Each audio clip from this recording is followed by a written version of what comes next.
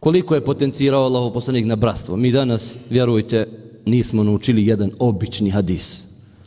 Voli svome bratu ono što voliš samom sebi, subhanallah. Kad bi samo to sproveli, naše stanje bi se promijenilo. Wallahi, ni taj hadis nismo u stanju da sprovedemo, subhanallah. Taj hadis odmah što počne čovjek da klanja, što krene čovjek da proučava prvi hadis koji mu ne iđe, voli svome bratu ono što voliš samom sebi, wallahi, lažemo svi. Nema insana koji to radi. Nema insana koji je to uspio da sprovede u svom životu, subhanallah. Danas kažem, zbog čega? Hoćeš da poniziš čovjeka. Hoćeš da ne razmišljaš za svoga brata.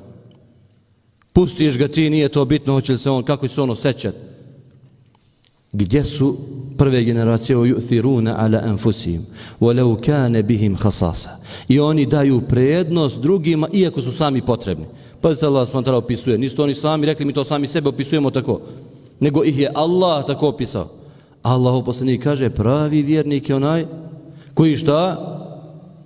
Koji voli svome bratu više nego što voli same sebe. Neće niko od vas istinski vjerovati dok ne bude voleo svome bratu ono što voli sebi ili više nego što voli sebi. Pazite, ja kažem, daj samo ovaj hadis da sprovedemo.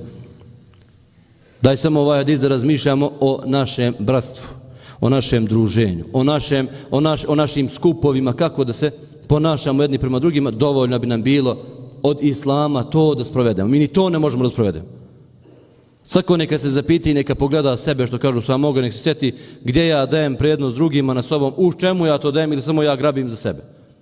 Ili samo ja grabim za sebe, a ne pada mi na pamet niko drugi.